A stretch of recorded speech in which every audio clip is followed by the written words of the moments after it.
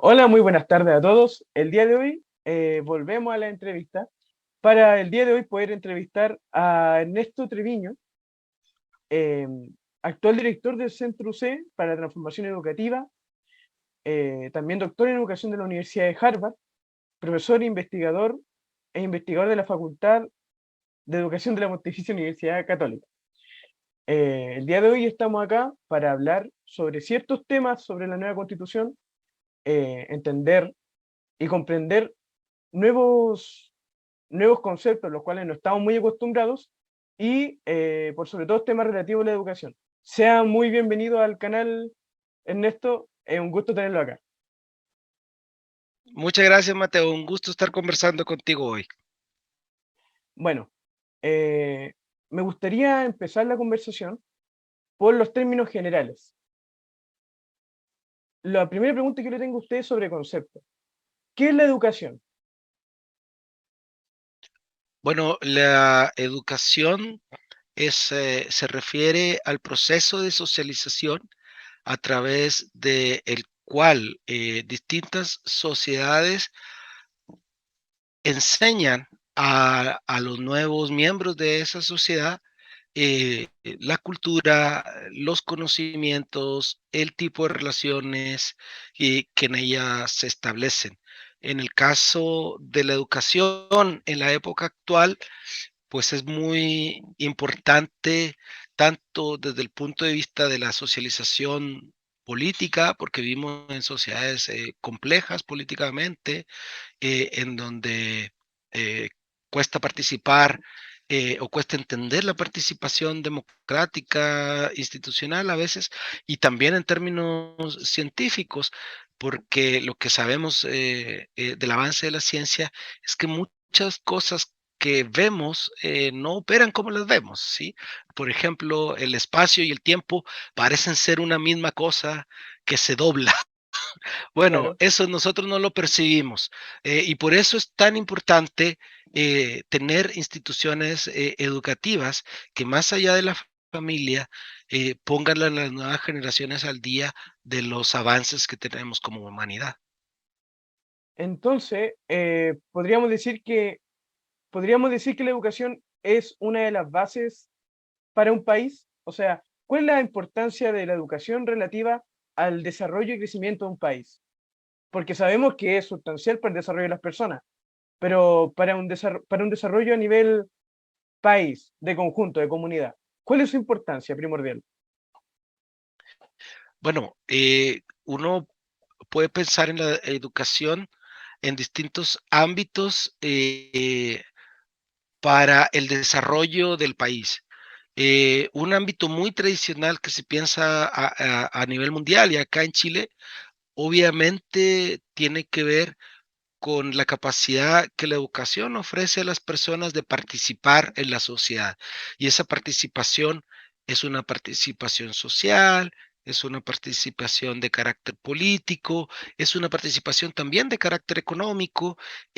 Por lo tanto, el habilitar o el desarrollar habilidades para esa participación es muy importante.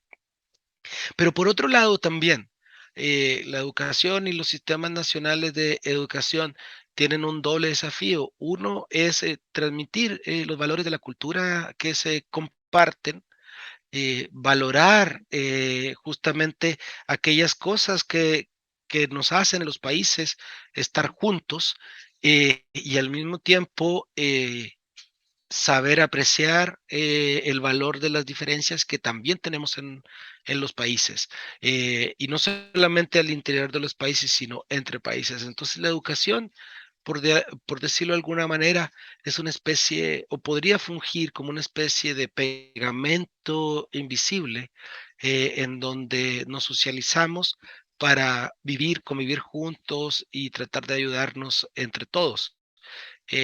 Muchas veces la educación lamentablemente toma otras orientaciones. Ahí se quedó pegado un ratito por si acaso, pero fue muy cortito, pero fue lo último. Eh, lo podría repetir, por favor? Lo último, lo último, lo último.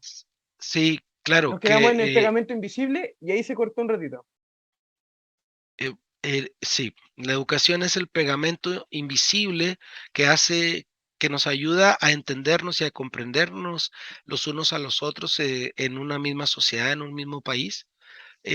Pero muchas veces, por ejemplo, en el sistema educativo y escolar que tenemos actualmente, pues estamos muy atravesados por la noción de competencia más que de colaboración y de salvarse solo más que de pensar en salvarnos todos juntos. Y eso yo creo que es un desafío actualmente para la cultura chilena, diría yo. O sea, uno de los grandes problemas que tenemos ahora mismo en la educación es el individualismo. Siempre estar en una constante competencia en vez de ir velando por el bien común, por decirlo así. Yo creo que sí, por un lado, y por otro ¿Ya? lado es una falsa comprensión de que uno puede salvarse solo. Si, mira, si hasta en la economía eh, las agentes se organizan en grupos para poder hacer cosas más grandes, imagínate en un país. Entonces deberíamos estar colaborando más que compitiendo. Y yo creo que eso es algo que le hace mucha falta al país, ¿no? No en balde somos uno de los países con peores niveles de confianza interpersonal en América Latina. Wow, eso es increíble lo del tema de la desconfianza. Y es verdad eso de que lo tenemos muy metido ahora mismo en la cultura nuestra. El, Exactamente. el hecho de estar siempre, eh, claro, compitiendo, algo triste. Y no se debe aspirar a eso. Bueno, es que competimos hasta con nosotros mismos, ¿no? Es que esto yo puedo solo, yo me voy a salvar solo. Mira, en la vida del Homo sapiens, sabemos que existe colaboración y competencia. Siempre hay un delicado balance en eso, ¿no? Y cuando la competencia es exacerbada, pues hemos llegado a situaciones incluso de guerras mundiales. Y por lo tanto, tenemos que tener ese balance. Hay un cierto grado de competencia, evidentemente, en la economía, gente que está tratando de vender sus cosas, compite con otros, pero esa competencia no puede llevar a destruirnos o a generar malas prácticas como la colusión, como la explotación.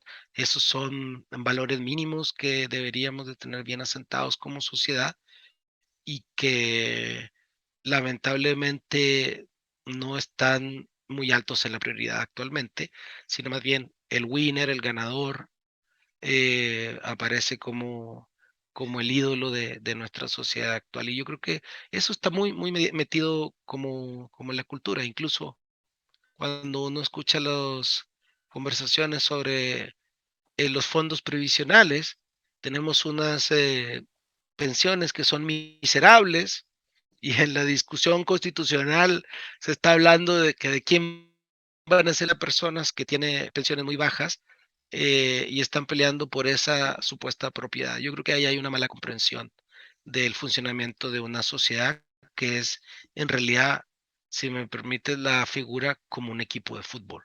Claro, Todos tienen que colaborar, sí. así es. Sí. Bueno, vamos a entrar en lo que sería terreno más constitucional, ¿cierto? Vamos a tomar ciertos artículos y los vamos a llevar a lo que podría ser un futuro con esto pues, llevándose a prueba, ¿cierto? Porque una cosa es lo escrito y lo otro es lo realizado. En el artículo 12 se habla de un Estado plurilingüe, aunque su idioma oficial es el castellano. ¿A qué nos referimos con plurilingüe y cómo esto se podría llevar a la educación, sobre todo en temas en cuanto a pueblo originario? ¿Y cuál sería la importancia de tener diferentes lenguas y aprenderlas según el territorio en el cual nos encontremos, educando? Mateo, me quedé en cuál sería la importancia. Se cortó un poquito. Ok, que el artículo 12 habla del Estado plurilingüe, aunque el idioma oficial es el castellano. ¿Cuál sería la importancia en educar diferentes lenguas, sobre todo en territorios especiales en los cuales se encuentren mayoritariamente población indígena? ¿Y cuál es la importancia a nivel cultural de que un Estado sea plurilingüe? ¿Y a qué se refiere con Estado plurilingüe? Bueno, aquí hay varios elementos. En primer lugar, el reconocimiento de un Estado plurilingüe eh, tiene que ver con hacerse cargo de la propia historia, ¿no? Si bien nuestro idioma oficial es el castellano, en Chile se hablan al menos 5 o 6 lenguas originarias, aunque lamentablemente varias se han perdido en el camino. eh, y la importancia del reconocimiento de esas lenguas originarias, yo te diría que es doble. Desde un punto de vista puramente sociopolítico, tiene que ver con la capacidad del Estado, que somos todos, y la forma de organizarnos, de reconocer y dar cabida a estas distintas expresiones culturales y lingüísticas, y dar cabida incluso en los sistemas de justicia cuando sea necesario, en los sistemas de salud, si es necesario también hablar en lengua indígena, eh, conocer las propias culturas indígenas, y en el sistema educativo es particularmente importante porque lo que se ha visto en la investigación internacional es que eh, en los contextos indígenas son contextos que se les llama de diglosia. Es decir, hay como nuestro contexto, hay una lengua, que es la lengua oficial, que es el castellano, que es parte de la cultura dominante, está oficializada, y hay una otra lengua, que es la lengua original, que es la lengua indígena, que no está oficializada, es desconocida, e incluso se castiga. Y hasta hace muy poco tiempo se castigaba el uso de la lengua indígena en la escuela. Y esto produce importantes daños en el desarrollo de la autoestima y también en el desarrollo de los aprendizajes a nivel cognitivo de los niños y las niñas que provienen de esas culturas.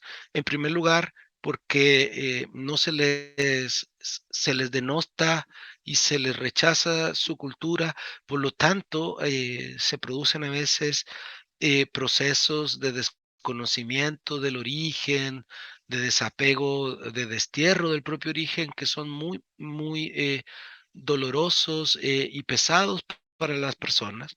Y por otro lado, también en términos de aprendizaje, ocurre que muchas veces los niños van a la escuela y no entienden lo que se habla en la escuela. Y por lo tanto, es muy difícil que aprendan si es que les están enseñando en otra lengua. Y ya desde un punto de vista más antropológico, eh, también cada una de las idiomas en realidad representan formas de ver el mundo, culturas diferentes, y cada vez que vamos perdiendo terreno y vamos perdiendo idiomas, vamos perdiendo también formas de ver el mundo que debería ser parte de una riqueza cultural que desde mi punto de vista Chile podría aprovechar mucho mejor para darla a conocer a todos los ciudadanos y darla a conocer al mundo como hacen otros países. Y cuando uno ve otros ejemplos, el ejemplo probablemente más citado es el ejemplo del País Vasco y el euskera, en donde el hecho de exigir que se hablara la lengua euskera y no solamente el castellano para ser funcionario público en esa comunidad autónoma de España, Ujú. llevó a la recuperación de la lengua. Y por lo tanto, esas son apuestas legales, digamos, que se hacen justamente para recuperar la lengua, y con todo el bagaje que te mencionaba, que tiene que ver con la parte educativa, de desarrollo socioemocional y de desarrollo también de los aprendizajes, porque también por otro lado sabemos que las personas que hablan varias lenguas tienen una aproximación diferente, mucho más amplia a entender distintas formas de ver el mundo y distintas formas de vida. Eh, no en balde las élites y las clases dominantes, pues apuestan siempre por hablar no solo castellano, ¿no? Hablan inglés, francés, alemán. Claro, Bueno, igual, mapudungún, otros idiomas, podemos hablarlo aymara, así es. deberíamos de valorarlos equitativamente. Así es. Eh, Esto es algo que podría traer mucho avance hacia el país y sobre todo Hay algo lo cual tiene esta constitución y por lo cual yo creo que se destaca esta constitución en comparación a la anterior de manera sustantiva, que es el hecho de que toman importancia a muchos grupos de personas los cuales antes no eran considerados. Las personas discapacitadas, las personas neurodivergentes, las personas de pertenecientes a pueblos indígenas, las mujeres, la gente adulto mayor. Bueno, en el artículo 29 dice que el Estado reconoce la neurodiversidad y garantiza a las personas neurodivergentes su derecho a una vida autónoma. ¿Cómo cree usted que es visto actualmente el, los derechos de las personas neurodivergentes y, disculpe, su derecho a una vida autónoma con la actual constitución en comparación a lo que podría ser con la actual constitución, con la nueva constitución? ¿Usted cree que esto podría dar un gran avance a nivel educacional, que es por el lado que estamos viendo ahora mismo, a las personas neurodivergentes? Totalmente, totalmente, Mateo. Mira, para darte un ejemplo, bajo el esquema constitucional actual de Estado subsidiario, las personas, por ejemplo, con necesidades educativas especiales de tipo intelectual, sí, lo que se conoce tradicionalmente como discapacidad cognitiva o intelectual, eh, reciben una subvención para educación hasta los 21 años y después no tienen ningún servicio ni educativo, ni combinación de educativo con laboral. Olvídate, servicios de hogares autónomos, y esto se ha visto muy fehacientemente en el caso de las personas con síndrome de Down. Anteriormente, estoy hablando varias décadas atrás, las personas con síndrome de Down tenían una esperanza de vida más reducida y ahora tienen una esperanza de vida más larga. Normalmente, o muchos de ellos, eh, eh, sus padres fallecen y quedan desprotegidos desde el punto de vista de la política pública y más bien eh, a- quedan a cargo o de familiares o de amigos o de instituciones de caridad, para poder incluso solventar sus necesidades más mínimas, incluidas la de socialización, la de educación y las de cuidados, y propensión a la autonomía. Yo creo que aquí tenemos un gran déficit como Chile y es bien paradójico porque tenemos un gran compromiso con iniciativas de la sociedad civil como la Teletón, otro tipo de iniciativas donde la gente se vuelca realmente a tratar de colaborar, para mejorar las condiciones de las personas con discapacidad, pero en la actual constitución no le garantizamos ni es exigible el derecho que tienen esas personas a la inclusión más mínima y mucho menos al apoyo para una vida autónoma. Así es. Otro de los grupos que están, que siempre son mal vistos y que ahora me gustaría que habláramos sobre eso, es sobre las personas privadas de libertad. En el artículo número 32 se habla de que toda persona privada de libertad tiene derecho a la reinserción e integración social. Dentro de estos derechos también está el derecho a la educación. Esto es un tema bien político, o sea, disculpe, bien polémico. ¿Cuál es el beneficio que nos puede traer prestar más atención a la educación de los presos? ¿Qué beneficios tiene eso para nuestra sociedad? ¿Hasta dónde lo podemos llevar? Esa es la pregunta la cual tengo. Bueno, yo creo que es un tema bien complejo porque efectivamente una vez que las personas caen presas, se producen procesos de socialización en la cárcel que le llaman como que el posgrado, ¿no? A veces de la delincuencia. Mm. no se generan otro tipo de redes y se puede profundizar ese tipo de lazos con la delincuencia. Sin embargo, si uno pone un poco de atención, fíjate que los casos de la cárcel de mujeres presas, de madres, padres presos, ahí son personas normalmente que tuvieron que recurrir al crimen, muchas veces venta de drogas o venta de artículos prohibidos para poder generar subsistencia para su propia vida, ¿sí? Y las de sus hijos.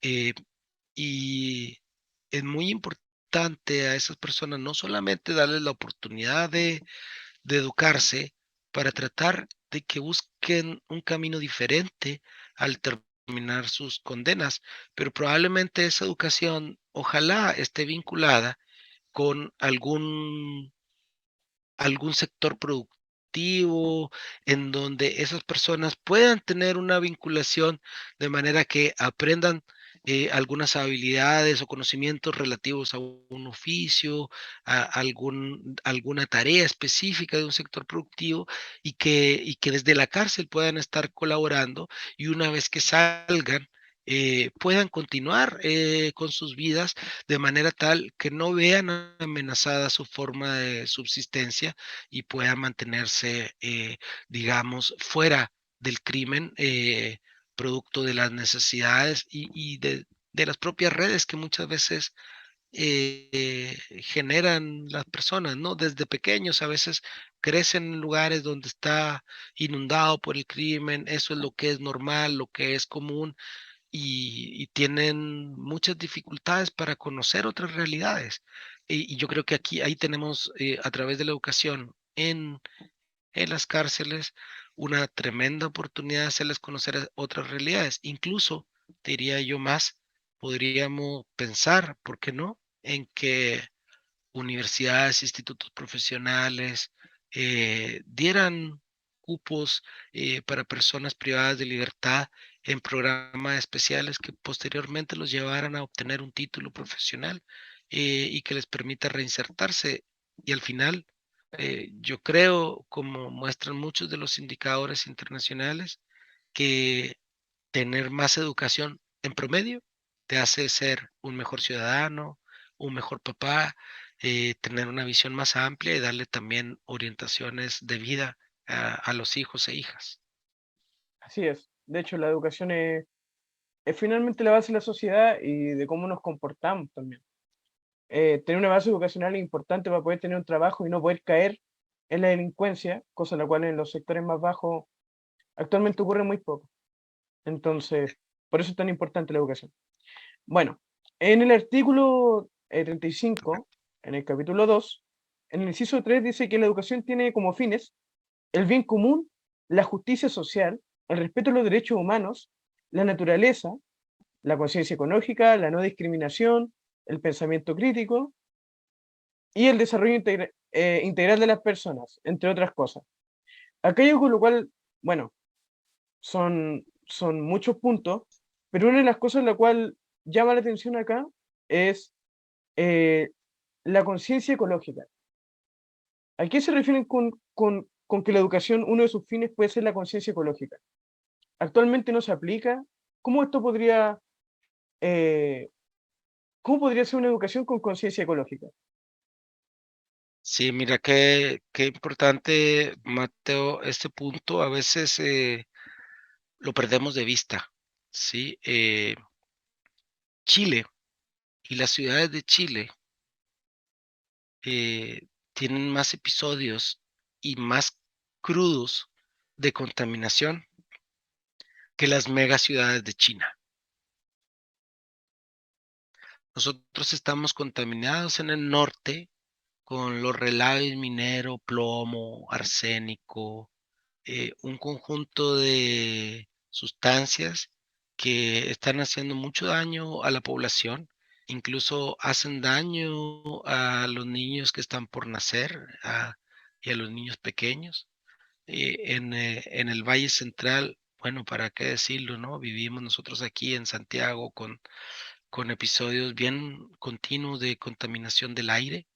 em, Hacia el sur es algo similar por la calefacción a leña. De hecho, Futaleufú tiene más episodios de contaminación que Beijing, ¿sí? Para que nos hagamos una idea. Y tenemos una perspectiva de una relación con la naturaleza que es mucho más de explotación que de convivencia. Eh, y a lo largo de todo Chile somos un país que se ha desertificado, o sea, ya tenemos hasta en la séptima región hay viñas. Eso quiere decir que cada vez hay menos agua hacia Sí. el sur. ¿Sí? Entonces tenemos un problema ecológico grave, multicausal, multidimensional, y me parece que en este caso lo que hace la constituyente es declararlo eh, como una prioridad para la educación, eh, y, y me parece correcto. Eh, desde un cierto punto de vista, nosotros podemos hacer mucho por el medio ambiente con los cuidados de nuestro propio territorio, de nuestro propio país. Sin embargo, esto también puede servir para ejemplificar a otras naciones, porque los elementos que tienen que ver con el cuidado del medio ambiente no dependen de un solo país, dependen de todo el mundo, ¿no? Pero a mí me parece que en ese sentido, la actual constitución no se hace cargo del tema. Tenemos en el currículum elementos de medio ambiente y de cuidado, pero nadie le ha puesto, por decirlo coloquialmente, el cascabel al gato, en el sentido que estamos en una grave y profunda crisis ecológica, hídrica, de contaminantes, de explotación del mar, eh, que es mm, que proviene de muchas fuentes, y que proviene de la forma en que nosotros nos relacionamos con la naturaleza y hacemos actividades económicas. Y eso tenemos que replantearlo. Hay formas de hacerlo diferente. Se requieren inversiones, pero para eso no solamente necesitamos las inversiones, sino necesitamos la convicción de todos los ciudadanos de que eso es una prioridad, porque de lo contrario van a empezar a enfermar nuestros hijos y las próximas generaciones. Ahí estamos. Buenísimo. Bueno, nos van a disculpar, tuvimos un pequeño error técnico. Nos quedamos en el tema de la conciencia ecológica. Claro, es un tema tremendamente importante para el futuro de Chile, para el Chile del mañana y también para el Chile de ahora mismo. Que la verdad que me sorprendió con ese dato de Futaleufú porque hace no tanto tiempo era un lugar muy limpio a nivel ecológico. Pero claro, eso se vive día a día en diferentes partes del país. Eh, Ojo, que esto también se garantiza en el artículo número 39. Dice que el Estado garantiza una educación, una educación ambiental. Entonces esto está garantizado por la nueva Constitución. Seguimos. En el inciso número 4 habla sobre la educación con un enfoque de género no sexista. ¿A qué se refiere con esto de un enfoque de género no sexista? ¿Existe ahora mismo un enfoque sexista en la educación? Mira, este es un súper punto, Mateo, porque eh, las diferencias de género eh, son muy difíciles de percibir cuando uno está en una cultura de carácter sexista. Eh, Nosotros, yo creo que tenemos una crisis en términos de desigualdades de género ya por muchos años, décadas, te diría yo, en donde las niñas desde pequeñas tienen desventajas de distintas formas en relación con los niños. Por ejemplo, nosotros hemos visto en educación que inconscientemente, por supuesto, desde la educación parvularia, las educadoras le ponen mucha más atención a los niños que a las niñas. En el quinto grado hemos podido medir que eh, una niña en una sala de educación básica, quinto grado en matemática, necesita estar en el 10% más alto de notas de la sala para tener la misma atención que un niño promedio. Después vemos la distribución de hombres y mujeres al momento de ingresar a distintas carreras y hay profesiones claramente feminizadas que, que no necesariamente son las más reconocidas ni las que llevan a mejores niveles de ingreso. Posteriormente, también sabemos que en el mercado laboral eh, a- al mismo trabajo, misma preparación, mismas condiciones, las mujeres reciben un 30% menos de ingresos. Y por lo tanto es claro, bueno, y tenemos que verlo en términos de participación política, participación en directorios de empresas, cuestiones de liderazgo. Es claro que nosotros vivíamos una especie de pandemia silenciosa de sexismo y de discriminación hacia la mujer, que no lo entendíamos así. De hecho, había muchas personas que todavía hace muy pocos años argumentaban que las diferencias en los resultados de aprendizaje, no sé, en matemática y ciencias se debían a diferencias biológicas entre hombres y mujeres. Cuestión que uno sabe que no es así, porque si no se darían en todas partes del mundo, ¿no? Pero con esas ideas convivíamos y definitivamente es una enorme deuda que tenemos como sociedad, más aún cuando sabemos que 30%, 35% de los hogares en Chile son monoparentales y liderados por una mujer. Eh, por lo tanto, tenemos un círculo vicioso bien difícil de romper, que a mí me parece que el movimiento social ha sido muy enfático en poner de relevancia. Hemos visto también situaciones públicas bien bochornosas que dan cuenta de ese sexismo y me parece muy bueno que la educación sea a cargo de eso. Ahora, como otros temas, pues no es en automático, ¿no? No porque aparezca en la Constitución, vamos a cambiar. Yo creo que el que esté a nivel constitucional nos permite trabajar en planes y programas que vayan en ese sentido, nos hace a los ciudadanos tomar una mayor conciencia, pero al mismo tiempo nos representa una enorme dificultad, sobre todo a quien hemos crecido en entornos machistas y en entornos de socialización que hacen ver a las mujeres como el sexo débil, las palabras que se utilizaban, ¿no? Históricamente. Eh, entonces, eso yo creo que es una cuestión muy, muy importante. Las mujeres son un poquito más de la mitad de la población en Chile, incluso. Sí, o sea, no es una minoría, es una mayoría. Así es. Y representan, para mi gusto, un segmento de la población que por esa condición de sentirse en la cultura como pez en el agua, muchas veces no veíamos esas diferencias de género. Y me parece que esta es una gran oportunidad, además para poder hacer políticas públicas adecuadas para ellas, al mismo tiempo de levantar conciencia y transformar la cultura, que yo creo que afortunadamente ya hemos iniciado ese trayecto independientemente de la Constitución. Así es, finalmente la Constitución es el rostro de un país. Y si en el rostro de un país se expresa importancia por que se le da importancia al, al enfoque en una educación no sexista, eh, eso va a ayudar a un futuro más prometedor en cuanto a estos temas. Bueno, también después vamos a tener una, más a futuro voy a tener una charla que se va a tratar sobre esto.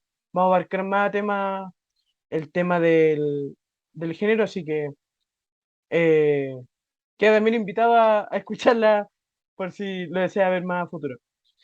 Bueno, seguimos. Encantado, Mateo. En el artículo número 36, en el inciso número 3, se dice: los establecimientos y las instituciones pertenecientes al Sistema Nacional de Educación, eh, sujetos al régimen común que fije la ley, tendrán carácter democrático, no discriminarán en su acceso, se rigen por los principios del derecho a la educación y tienen prohibida toda forma de lucro. Cuando se refiere a tienen prohibida toda forma de lucro, ¿se refieren a gratuidad en la educación? ¿Qué es el Sistema Nacional de Educación? Eh, ¿Qué puede sacar de esto usted, de este artículo? ¿Qué es lo que nos puede explicar? Sí, mira, la comprensión que tenemos, Mateo, actualmente de ese artículo eh, viene por dos vías, ¿sí? En primer lugar, que como ocurre actualmente, al menos en el espíritu de la ley, tanto en la educación superior como en la educación parvularia, bueno, y ya en la educación escolar también, las instituciones, eh, las instituciones que ofrecen educación superior no pueden tener fines de lucro, incluso aunque sean privadas y no reciban recursos del Estado. A mí me parece que el paso que se está dando con este artículo implica que las escuelas particulares pagadas y las jardines infantiles de carácter privado no deberían tener fines de lucro. Esto quiere decir que deberían de constituirse en algún tipo de ONG o fundación sin fines de lucro. No quiere decir que se les va eh, que se les va a limitar su forma de operar, sino indica que aquello que paguen los padres en estas instituciones tendrá que ser reinvertido en las mismas y los excedentes no podrán ser retirados como una especie de ganancia Ganancia. personal de los dueños. ¿Sí? A mí me parece que un paso más eh, no es nada radical, es un paso más en términos eh, del trayecto que ya tenía el sistema educativo, o sea, de verdad se avanzó muchísimo en revisar el lucro de las instituciones de educación superior, la ley de inclusión, por ahí del 2014, más o menos, eh, empezó a prohibir el lucro en las instituciones de educación escolar que recibían recursos del Estado. Entonces, la proporción de instituciones que serían materia de este artículo, de verdad serían las particulares pagadas o privadas, en donde no se les prohíbe cobrar, sino solamente, como te decía, quiero insistir en ello, que todos los excedentes o ganancias que tengan se reinviertan en la propia institución. Ya, ok. O sea, con eso nos referimos a sin fines de lucro. Y la no Exactamente. discriminación en su acceso. ¿Eso es algo lo cual ya está o no está totalmente aplicado el tema de la no discriminación en el acceso a la educación? Mm. Ahí tenemos buenos desafíos. Mira, actualmente eh, tenemos varias cosas que dan vuelta. Voy a tratar de verlo como por nivel educativo. Yo te diría que en los niveles educativos de educación parvularia y educación escolar, no hay discriminación en el acceso. A veces en educación parvularia hay priorización, ¿sí? Tienen eh, puesto primero aquellos niños o niñas provenientes de familias más necesitadas, ¿sí? Porque a veces no hay suficientes cupos.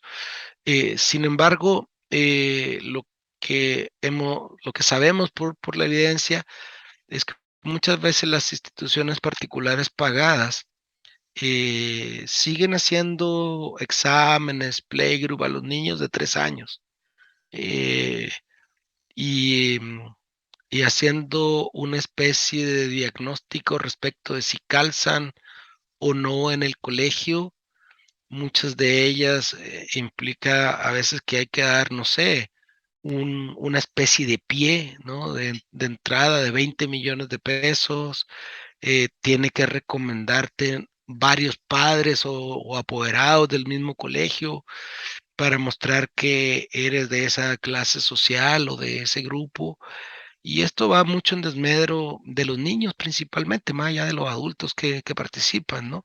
Eh, y por lo tanto, a mí me parece que esto representa un avance en términos de la admisión al sistema escolar. Otra cosa diferente es la educación superior. Ahí todavía tenemos bastante por avanzar en cuanto a personas en el espectro de la neurodiversidad, personas con alguna discapacidad física o motora. Todavía los sistemas de acceso a las instituciones de educación superior dependen de la política individual de cada institución. Y no tenemos una política paraguas, una política marco que nos permita ofrecer ese acceso sin discriminación. Por lo tanto, eso también debería potenciar que más o menos el 10% de la población que tiene algún tipo de discapacidad pueda acceder sin problema y con garantía a las instituciones de educación superior. Nuevamente, esto no va a ser el día siguiente si es que se aprueba la Constitución, va a tomar un tiempo, pero yo creo que avanza en el sentido correcto. Y a mí me parece que también este artículo apunta a las diversidades sexuales, ¿sí?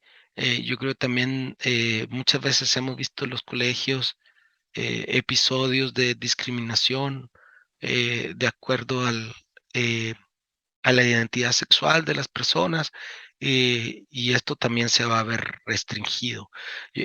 Por lo tanto, ahí vemos que hay como dos tipos, te fijas, uno que es más bien materia de política pública para facilitar el acceso de algunos, y otro que también es materia de política pública, pero más bien para orientar las conductas de las instituciones educativas para abrazar esa diversidad. Así es. Em, bueno, en el artículo, pasando a otro tema que tiene que ver más que nada con la educación dentro de grupos autónomos indígenas. Sería el artículo 36 en el inciso 5, dice, la Constitución reconoce la autonomía de los pueblos y naciones indígenas para desarrollar sus propios establecimientos e instituciones en conformidad con sus costumbres y cultura, respetando los marcos del Sistema Nacional de Educación. Cuando nos referimos a instituciones en conformidad con sus costumbres y cultura, que están en los marcos del Sistema Nacional de Educación, ¿hasta dónde llega lo que es una educación igual para todos? ¿Buscamos la igualdad en la educación? ¿Qué es lo que buscamos? Porque obviamente no va a haber igualdad si es que son instituciones de, en conformidad con la costumbre y cultura indígena, o no va, eso no tiene que ver con la igualdad en la educación. Sí, yo creo que este es un súper punto casi de filosofía política, Mateo, porque mira, eh, por un lado, como mencionaba anteriormente, vivimos en un contexto de diglosia en donde hay una cultura que es dominante, que es la cultura blanca, digamos, occidental, en la que nos movemos, por decirlo de alguna manera, nosotros, eh, y, y las culturas indígenas son muchas veces miradas en menos, con las consecuencias educativas que ya hemos mencionado, ¿no? Para los niños. Eh, Sin embargo, el hecho de que se abra esta puerta para que las comunidades indígenas tengan sus propios establecimientos implica dos cosas que están en tensión, ¿sí? Por un lado, que las comunidades puedan justamente buscar desarrollar de una manera más armónica eh, los aprendizajes y el desarrollo integral de los niños y niñas que pertenecen a sus poblaciones, pero al momento que el artículo dice de conformidad con el sistema educativo nacional, eso quiere decir que al mismo tiempo estas instituciones educativas pues van a tener que cumplir con el currículum nacional. Entonces tienen un doble trabajo, a diferencia de las instituciones que no pertenecen a pueblos indígenas. Tienen el trabajo de una socialización positiva en la lengua y la cultura materna, eh, y un bilingüismo y biculturalismo aditivo, se le puede llamar, en donde se le muestra y se le hace un ciudadano como de dos mundos, ¿no? De un ciudadano que es perfectamente eh, mm, eh, capaz de desempeñarse en su cultura originaria y a su vez desarrolla todas las habilidades también para desarrollarse completamente en un en la mundo más globalizado. cultura nacional, por Claro, decirlo de alguna manera, sí. Y yo creo que ese es el desafío que se plantea para las comunidades indígenas. Y yo creo que esto, por cierto, ha sido bien mal interpretado en el debate en el debate político, ¿no? No es que solamente las comunidades indígenas vayan a poder organizar sus establecimientos. De hecho, cualquier comunidad que cumpla con los requisitos oficiales y que obtenga la autorización del ministerio, como son la inmensa mayoría de las escuelas particulares subvencionadas en Chile, va a poder tener también sus establecimientos, solo que esos no necesariamente tendrán el carácter de indígena, ¿sí? claro. Sí. ¿No? Y precisamente lo más importante que hay que destacar que siempre todo va a ser de acuerdo al marco del currículum nacional, ¿cierto? ¿Quiénes E- son los, ujú, Exactamente. quiénes son los que crean, los que regulan este currículum nacional? Bueno, actualmente lo que ocurre con el currículum nacional es que se genera normalmente en el Ministerio de Educación, a través de consultas ciudadanas, consultas a los profesores, consultas a expertos. Posteriormente, el Ministerio de Educación prepara una propuesta y esa propuesta es revisada por el Consejo Nacional de Educación, que tiene integrantes de distintas perspectivas políticas. Lamentablemente, el Consejo Nacional de Educación está muy marcado por el bipartidismo de facto que vivimos a la vuelta a la democracia, y entonces normalmente tiene personas como de derecha y de izquierda que no necesariamente son tan especialistas en Claro, educación. Sin embargo, toda la parte de generación de la propuesta suele hacerse con los especialistas en general. Y es el Consejo Nacional el que hace observaciones, ratifica y finalmente aprueba los planes y programas. Esto igual tiene digamos, una base de conversación, de chequeos y balances que permite que en general no salgan propuestas muy radicales para ninguno de los lados, ¿no? claro. Eh, bueno, ahora vamos estamos ya finalizando esto. Eh, me gustaría entrar en dos temas. El primero de todos sería el artículo 41, el inciso uno, que se garantiza la libertad de enseñanza. Este es un tema en el cual se ha peleado, se ha debatido mucho, hay mucho miedo que se está metiendo a través de eso. ¿Qué es la libertad de enseñanza y por qué es importante garantizarla?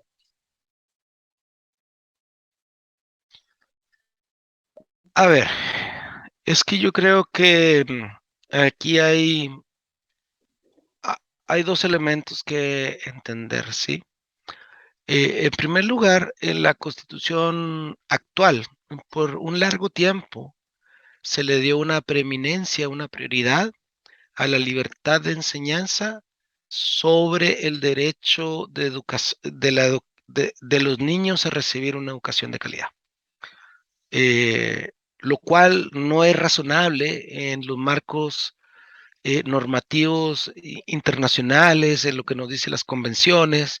Lo razonable es que se garantice primero el derecho educativo de los niños y bajo ese marco del derecho a la educación, uno de los atributos de ese derecho a la educación es la libertad de enseñanza. Sin embargo, vale la pena recordar, como eran las conversaciones hasta hace muy pocos años en Chile, en donde la libertad de enseñanza implicaba la libertad de un colegio de elegir a los niños o niñas de Mm, acuerdo a si calzaban o no en su proyecto educativo y se hacían preguntas pero inverosímiles como si estaba casado, no casada la mamá, si era hijo de un mismo matrimonio, estaba en segunda nupcia, unas cuestiones muy desorbitadas desde el punto de vista del derecho a la educación. Y por lo tanto, lo que hace la propuesta actual es que esa libertad de enseñanza la enmarca dentro de la libertad que deben de tener padres, madres, niños para se cortó. que vean más adecuado Se quedó pegado justo en padres, madres y niños.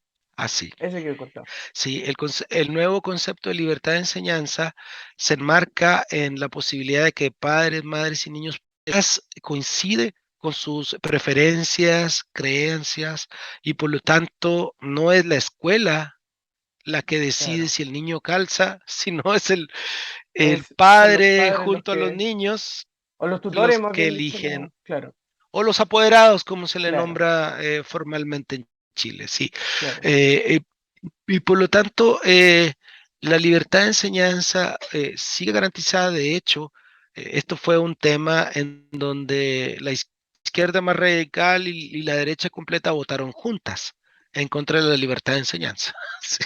Claro. Eso es bueno que se sepa, ¿sí? Votaron juntas en contra de la libertad de enseñanza en la nueva constitución y producto de ese desacuerdo en los artículos transitorios se tuvo que incluir un artículo que se refiriera al financiamiento de todos los proyectos educativos subvencionados. Y lo que va a terminar ocurriendo es que vamos a permanecer con un sistema como el que tenemos ahora, en donde dos terceras partes de la matrícula asiste a particulares subvencionados, más o menos un 30% a público y un 7% por ahí a particulares pagados.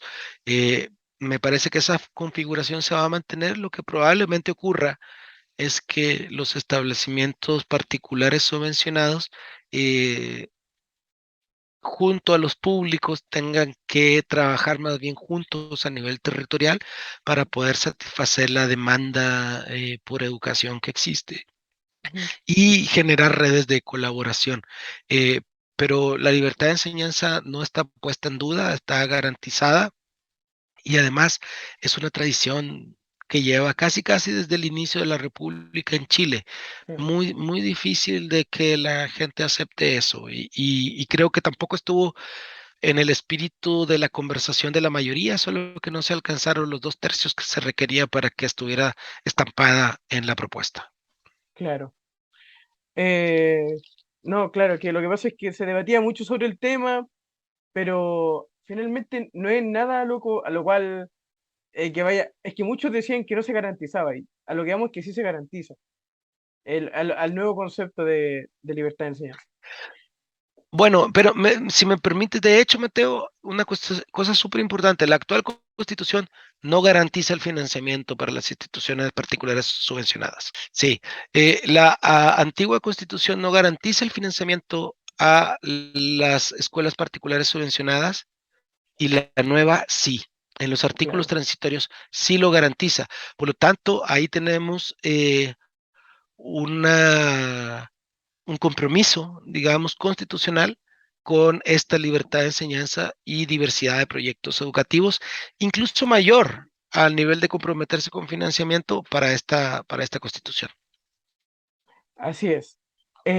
Otra de las cosas en las cuales la anterior constitución no le prestaba mucha importancia era los profesores, ¿no es cierto? Que esta constitución sí ampara más a los profesores. También esta constitución reconoce en el artículo 60 la función social del deporte. Eh, el deporte es base fundamental en el desarrollo de los niños y también en la prevención de la delincuencia, ¿no es cierto? Eh, ya yéndonos a rasgos generales, ¿qué constitución ampara más una mejor educación? ¿Esta o la actual del 80 que tenemos ahora? Bueno, yo te diría que la constitución actual representa un avance generalizado en el reconocimiento de derechos sociales que a la postre pueden permitir que nosotros como ciudadanos tengamos derecho y podamos exigir al ejecutivo, al legislativo, a los distintos órganos. eh, y esta constitución, al garantizarnos los derechos sociales, nos permite también exigirlos a los órganos del Estado competentes. Esta constitución, sin lugar a dudas, es una constitución que garantiza el derecho a la educación de todos los niños y niñas sin discriminación, sin catalogarlos como discapacitados, sin catalogarlos de ninguna otra manera y por lo tanto invierte la forma en que se entendía eh, el servicio educativo. El servicio educativo ahora, con la nueva constitución, la perspectiva es que esté a la ayuda de los niños, al servicio de los niños y las niñas, y no al revés, como se entendía que los niños y las niñas estaban al servicio de los proyectos educativos. Y me parece que eh, representa un gran avance en materia constitucional. Esto no quiere decir que automáticamente vayan a cambiar las condiciones en las cuales estamos ofreciendo educación, que vayan a cambiar las prácticas, que vayan a mejorar los docentes. Se requieren un conjunto de políticas eh, que apunten hacia allá. Sin embargo, la evidencia de otros países que han transitado por este lugar, como lo hizo Finlandia en los años 70, muestran que esto ha traído beneficios para toda la sociedad en términos de aprendizaje, en términos de inclusión educativa, en términos de tasas de graduación y en términos de inclusión social también y laboral en el largo plazo. Entonces, yo creo que eh, este es un gran paso en comparación con la anterior constitución en derecho educativo y en derechos sociales. A mí me parece que si lo manejamos bien desde el punto de vista político y económico, al aprobarse esta nueva constitución, probablemente estaremos catapultando a Chile hacia un liderazgo regional y mundial en los próximos 30 o 40 años. Bueno, muchísimas gracias de verdad por haber estado acá. Eh, de verdad fue un gustazo tenerlo acá. Eh, Sacó de la duda de muchos temas. Faltaron temas por tocar, es cierto, pero eh, eh, fueron todos muy bien cubiertos. Su, su, Su currículum, todo su aprendizaje se nota y muchísimas gracias por haber estado en esta conversación. Creo que es tremendamente importante hablar más sobre educación. Y de verdad le doy las gracias por haber estado. Muchas gracias, Mateo. ¿Tiene algo más que agregar sobre el tema constitucional, sobre la educación, sobre la juventud, la niñez, sobre el tema que usted quiera abordar antes de finalizar? Mira, yo creo que dos temas. Primero, que todas las personas que estén interesadas, ojalá lean la Constitución, ojalá lean y se fijen muy bien en los apartados de derechos que nos otorga a todos los ciudadanos, más allá de lo que se habla en las redes sociales, en los debates políticos que están tan radicalizados, porque esta es una gran oportunidad para hacer de Chile un país más equitativo y más democrático y sobre todo un país que de verdad se hace cargo de los niños, niñas y adolescentes, no de los dientes para afuera, sino a partir de la Constitución con políticas que les ayuden a, a tener una mejor trayectoria educativa y una mejor trayectoria de vida. Así que a informarse, a no tomar prestadas opiniones de otros para para votar bien informado ahora el día 4 de septiembre. Bueno, muchísimas gracias. Eh, Eso, nos veríamos en un... ¿Desea agregar algo más? No, no, no, muchísimas Ah, gracias, Mateo. Un abrazo. un abrazo. Muchas gracias a todos por ver y que estén todos muy bien. Cuídense mucho.